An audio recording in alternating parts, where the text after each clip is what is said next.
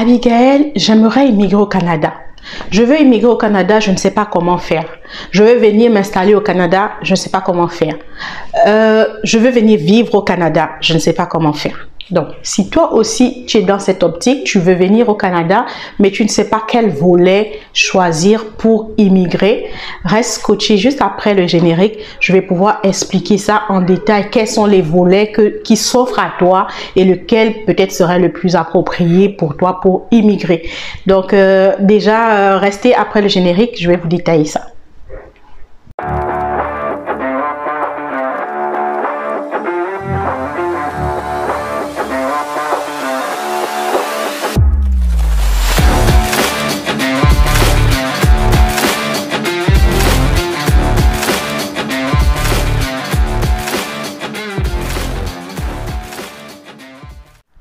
Salut à tout le monde, bienvenue sur la chaîne Ma Découverte. Je me nomme Abigail Madungu, je suis d'origine gabonaise et maintenant citoyenne canadienne. Donc si tu es nouveau sur la chaîne, je te souhaite déjà la bienvenue. Et si tu ne sais pas de quoi est-ce qu'on parle ici on parle d'immigration, on parle de ma vie à l'étranger, étant donné que je suis quelqu'un qui a immigré dans le passé et maintenant je suis citoyenne. Donc je parle un peu de ma vie au quotidien. Je ne suis pas agent d'immigration, donc déjà je préfère le dire clairement. Je ne suis pas agent d'immigration. Je peux coacher des gens qui veulent immigrer au Canada. Si tu as des questions, je peux répondre à ces questions-là. Tu dois prendre un rendez-vous avec moi ou me contacter par email. Donc, j'espère que là, maintenant, tu me connais, tu sais de quoi qu'on parle dans cette chaîne-là. Et je t'invite à t'abonner sur la chaîne en cliquant sur la cloche de notification pour ne pas rater les prochaines vidéos. Bon, sans plus tarder, on va aller sur le vif du sujet. C'était quoi? Le sujet d'aujourd'hui, c'est comment immigrer ou quels sont les volets d'immigration pour le Canada. Il y en a tellement. Mais il y en a tellement. Et j'ai décidé de faire une thématique où je vais vous parler étape par étape des types de volets qui existent et rentrer en détail sur chaque volet, à combien ça coûte pour appliquer pour ce volet-là, comment appliquer pour ce volet-là. Et aussi, je vous invite à me suivre sur ma page TikTok parce que là-bas, je vais poser des questions. Et les réponses, je vais les mettre sur YouTube. Donc, si tu me suis sur TikTok, tu sauras déjà la question, c'est quoi? Tu peux donner ta réponse. Et là, après, je vais donner les réponses sur YouTube. Mais plus tard, il y aura des prix à gagner pour ceux qui auront trouvé les réponses en commentaire. Bon, je vais commencer. Le premier volet qu'on a pour immigrer, généralement, c'est le volet études. C'est sûr qu'il ne s'applique pas forcément à tout le monde parce que parfois, il y a des critères d'âge, surtout si tu vas appliquer au niveau du Québec. Au Québec, il y a ce qu'on appelle les cégep qui n'existent pas dans d'autres pays et qui n'existent même pas dans d'autres provinces du Canada. Donc, le volet études peut te permettre, de venir étudier et après d'avoir un permis de travail aussi et plus tard devenir résident. Donc, ça, c'est un des volets que je suggère beaucoup, mais ça ne s'applique pas à tout le monde parce que ça demande une forte capacité financière parce que les études coûtent extrêmement cher au Canada. Ça, c'était le volet 1. Volet 2, on a l'entrée express. L'entrée express ici, c'est pour venir directement en tant que résident permanent, mais dans le côté anglophone. Pas seulement côté anglophone, ça peut être aussi le Nouveau-Brunswick qui est bilingue, c'est français-anglais, mais qui ne fait pas partie du côté francophone comme le Québec. Le Québec, c'est carrément, c'est juste français-français. Officiellement, c'est la province francophone. Donc, il y a l'entrée express. Si tu veux immigrer au Québec, oublie l'entrée express, ça ne s'applique pas à toi. Tu ne peux pas appliquer par ce volet-là. Donc, ça veut dire quand tu quittes chez toi, tu viens au Canada, par l'entrée express, tu es directement résident. Donc, tu es comme un Canadien, sauf que tu n'as pas le passeport canadien. Mais tu as les mêmes droits.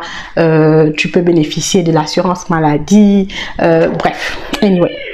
Deuxième volet qu'on a, c'est aussi la résidence permanente, mais pour les provinces. Par exemple, celle du Québec, on a la vie d'intérêt. D'autres, chaque province a sélectionne ses candidats pour immigrer, soit pour le permis d'études ou pour la résidence permanente. On a un autre volet qui est le permis de travail. Mais dans le permis de travail, là, il y a le permis de travail ouvert et il y a le permis de travail fermé. C'est quoi un permis de travail fermé? C'est juste le fait que tu puisses travailler seulement pour un seul employeur et le nom de ton employeur sera mentionné sur ton permis de travail. Ça, on va dire, en termes de permis de travail, c'est le plus facile à obtenir, le permis de travail fermé. Et le deuxième permis, c'est le permis de travail ouvert. Ça veut dire qu'il n'y a pas le nom d'un employeur spécifique dans ton permis.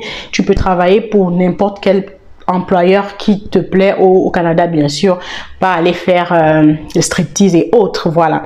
Donc, maintenant, dans le permis de travail fermé et ouvert, là, il y a encore des sous-catégories. Qu'est-ce qu'on entend par un permis de travail ouvert, par exemple?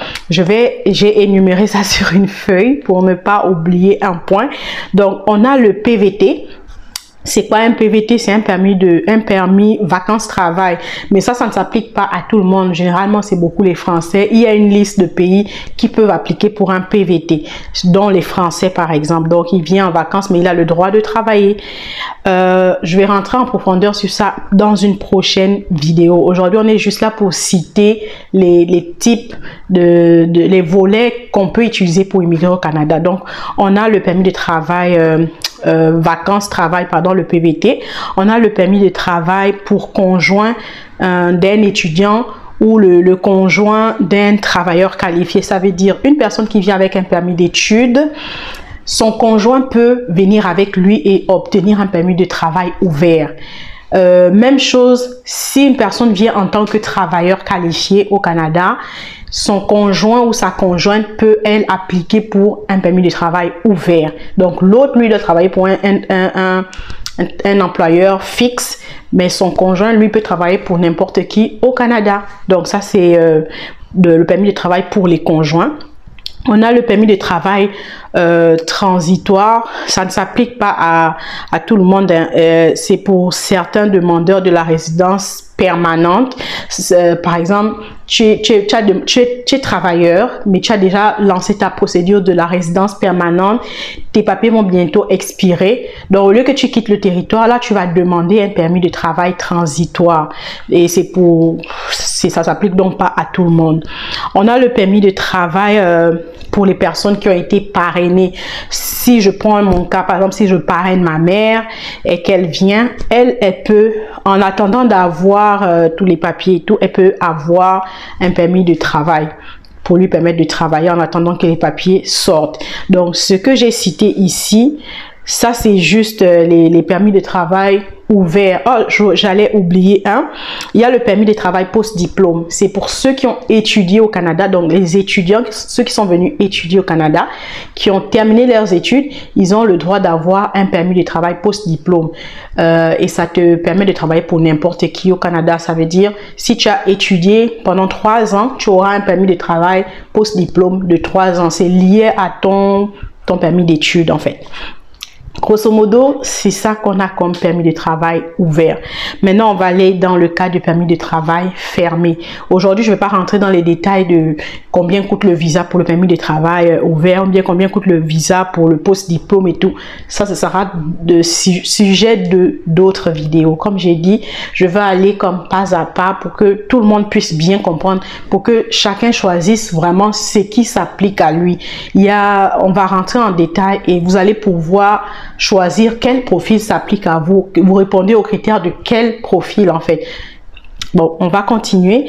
On a le permis de travail fermé. Comme j'ai dit plus tôt, c'est le fait de travailler pour un seul employeur qui est mentionné dans ton permis de travail. Il y a le permis de travail fermé classique du programme des travailleurs étrangers temporaires. Si on abrège, c'est le PTET. Donc, programme des travailleurs étrangers temporaires. Ça, c'est le permis de travail fermé classique, comme de façon générale. On a le permis jeune professionnel. C'est aussi un type de permis de travail fermé. Ça s'applique aussi à une catégorie de personnes. C'est pas tout le monde. Je pense qu'il y a les Français. Il y a une liste de pays, en fait, mais c'est pas pour tout le monde. Je ne sais pas, je pense que c'est 24 pays seulement qui sont admissibles pour le permis de travail jeune professionnel. On a le permis de travail stage coop international. Bon, ça c'est pour les stages et ceux qui font le programme d'échange là, ils ont le droit aussi de travailler. On va rentrer en détail sur ça plus tard, comme je vous ai dit.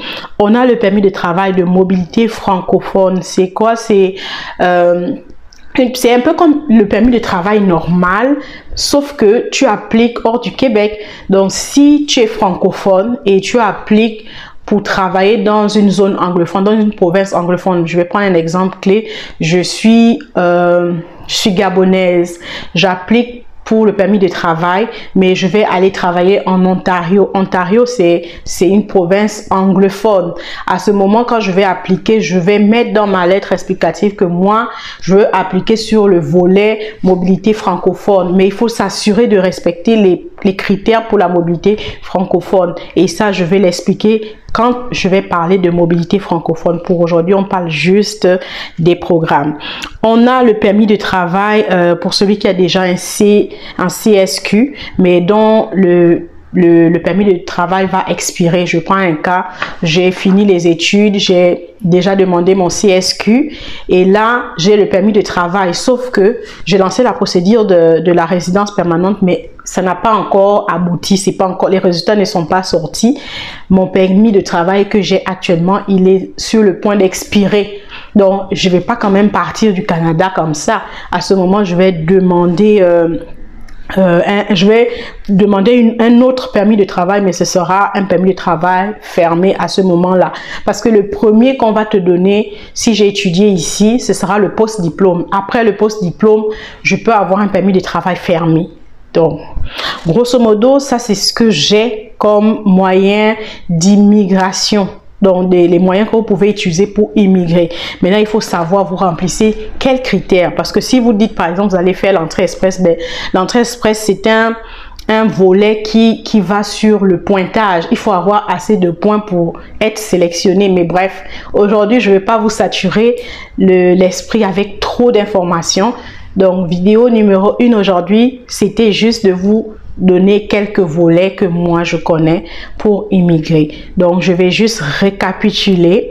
On a le volet études, on a le volet permis de travail, il y en a le fermé comme il y a le ouvert, on a la résidence permanente dans l'entrée express ou les candidats sélectionnés par les provinces, par exemple l'avis d'intérêt de Arima, ça c'est pour le Québec.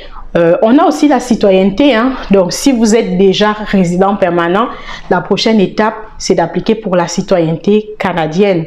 Et là encore, il y a des critères à remplir. Tout ça, je vais vous expliquer parce que vu que moi, je suis quittée de étudiante à citoyenne, je vais pouvoir vous expliquer un peu ça en détail. J'espère que cette vidéo vous a éclairé sur les moyens d'immigration ou d'immigrer au Canada. Je vous invite vraiment à vous abonner sur la chaîne parce que pour ne pas rater les prochaines vidéos, cliquez maintenant sur la cloche de notification. Au moins, à chaque fois que je vais poster des vidéos, ça va vous notifier et vous allez être à jour. N'oubliez pas de me suivre sur TikTok. Abonnez-vous, partagez mes vidéos. Je vais mettre, je vous ai dit, il y a le nouveau concept de questions-réponses. Je vais poser une question à chaque semaine.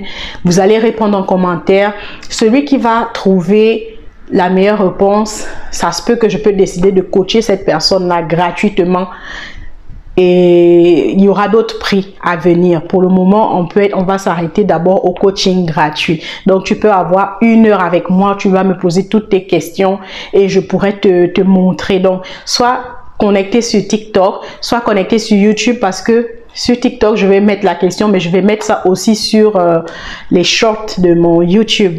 Vous allez voir qu'il y a des vidéos de juste 15 secondes. Ces vidéos-là, je vais poser aussi des questions là-bas. Si vous répondez que la réponse, vous répondez en commentaire et que votre réponse est correcte, vous courez la chance en fait d'être sélectionné pour avoir un coaching avec moi gratuitement, un coaching de 1 heure. Alors, je tiens encore à rappeler, je ne suis pas agent d'immigration parce que certains me contactent, oh, je veux que tu fasses ma procédure, je veux ceci, je ne suis pas agent d'immigration. Donc, lorsque tu viens vers moi pour me dire, tu veux que je fasse, il faut déjà te mettre en tête que je ne suis pas agent. Donc, ne t'attends pas à ce que peut-être je connaisse tout. Moi, je vais vraiment sur ce que je connais. Si je ne peux pas t'aider, je vais te dire clairement que ton cas, il est mieux de prendre peut-être un avocat ou d'aller chez un vrai agent en immigration. Et voilà, parce que j'aime la transparence, j'aime pas les problèmes avec les gens. Et on va se dire à la prochaine vidéo. Bye bye.